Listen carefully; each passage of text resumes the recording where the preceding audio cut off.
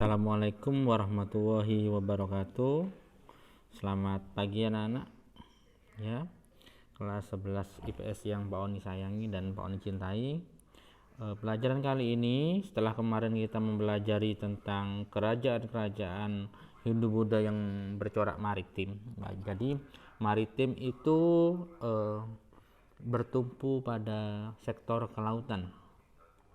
Nah, sekarang kita mempelajari tentang kerajaan-kerajaan Islam yang bercorak maritim, terutama di Indonesia, dan yang awal itu ada di Pulau Sumatera. Ya, yang pertama yang akan kita pelajari adalah kerajaan Samudra Pasai. Ini ya, di peta kalian bisa melihat letak Samudra Pasai di mana. Tuh, ini adalah peta pulau apa, anak? Benar, ini adalah peta Pulau Sumatera. Ya. Kerajaan Samudra Pasai tumbuh dan berkembang antara tahun 1270 sampai 1275 Masehi. Terletak 15 km di sebelah timur Lok Sumawe, Nangro, Aceh Darussalam, ya. Raja-raja yang berkuasa kalian bisa lihat di slide yang Pak Oni tampilkan, yaitu Sultan Malik As-Saleh tahun 696 Hijriah atau tahun 1297 Masehi. Ada Sultan Muhammad Malik Zahir, Sultan Mahmud Malik Zahir itu ya, Sultan Zainal Abidin Malik Zahir, Sultan Nahrisyah Abi Zain Malik Zahir, dan Mahmud Malik Zahir. Jadi dalam mempelajari sejarah kita tidak asal berbicara, tapi harus ada bukti-bukti autentiknya. Di kerajaan Samudra Pasai ini ada beberapa sumber sejarah yang bisa dijadikan rujukan. Yang pertama adalah buku Suma Oriental. Yang kedua adalah sejarah Melayu dan hikayat Raja-Raja Pasai. Dari sini kita bisa menarik kesimpulan tentang kerajaan Samudra Pasai. Jadi di bidang politik Samudra Pasai Nana ya, bisa kalian lihat di arah peta yang kekuasaannya gitu ya. Samudra Pasai mempunyai hubungan baik dengan Cina dan negara-negara di Nusantara seperti Arab, Persia, Gujarat, Kerajaan Keling, Bengal, Kerajaan Melayu, dan kerajaan-kerajaan Islam di Jawa ya, seperti Kerajaan Demak gitu ya, Siam, Kedah, dan Pegu. Samudra Pasai melakukan persahabatan dengan daerah Malai itu ya, di daerah Malaysia yang ditandai dengan perkawinan politik. Biasanya anak raja dinikahkan dengan anak raja untuk mencapai tujuan-tujuan tertentu. Bidang ekonomi anak-anak ya, Samudra Pasai komoditas perdagangannya antara lain lada, sutra, kapur, baru, serta beberapa barang yang diekspor ke kerajaan-kerajaan lain. Samudra Pasai sudah mengenal mata uang yang terbuat dari emas. Di bidang keagamaan, Samudra Pasai dikunjungi oleh ulama Persia, Syria, dan Isfahan. Samudra Pasai bermazhab Syafi'i. Sultan selalu dikelilingi teolog Islam.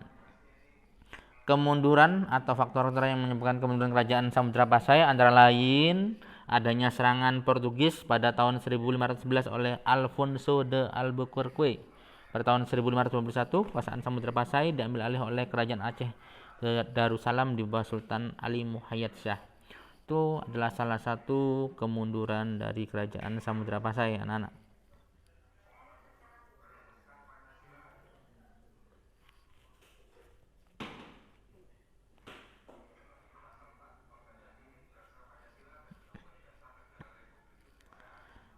Selanjutnya kerajaan Aceh Darussalam ya.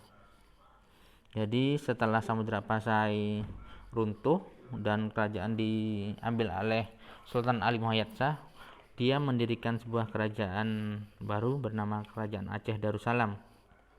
Raja-raja yang berkuasa bisa kalian lihat di situ.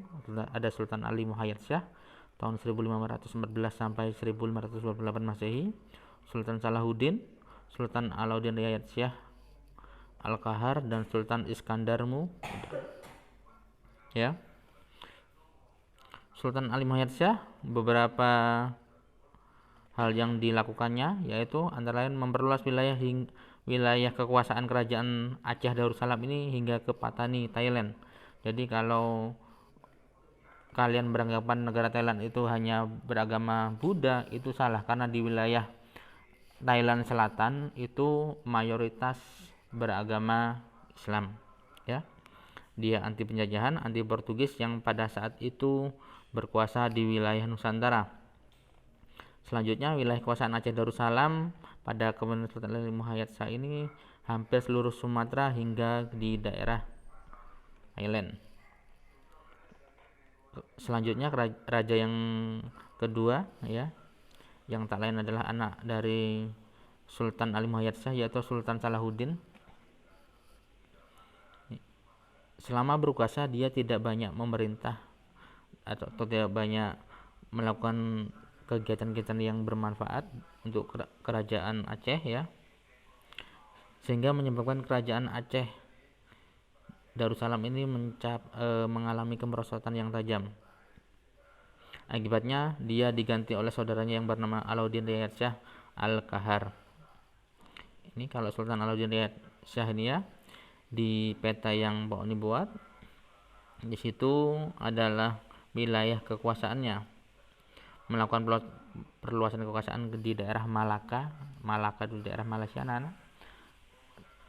Walaupun usaha tersebut mengalami kegagalan. Lalu Sultan Alauddin Riayat Shah ini pernah meminta bantuan kepada kerajaan Islam di Timur Tengah.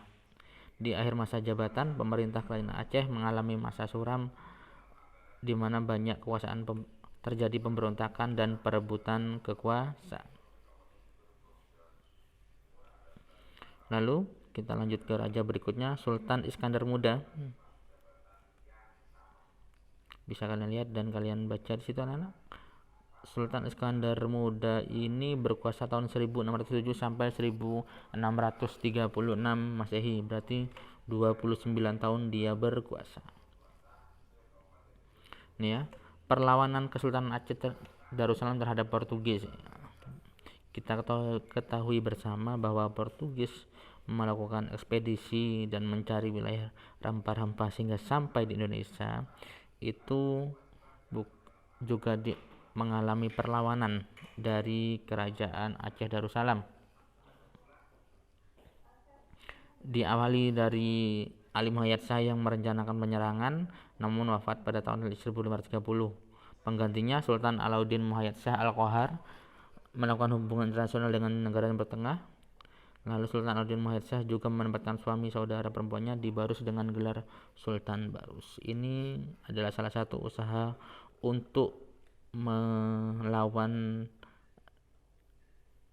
Portugis, ya.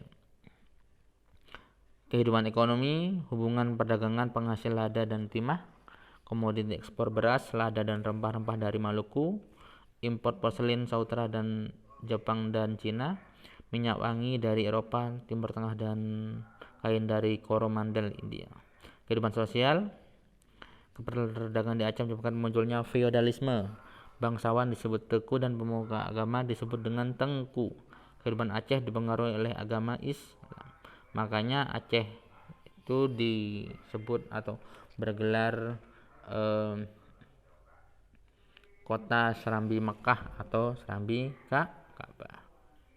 Dan anak itu adalah penjelasan Pak Oni tentang sejarah dari kerajaan-kerajaan maritim yang bercorak Islam di Indonesia. Sekarang soalnya, dan kalian harus menjawab. Yang pertama,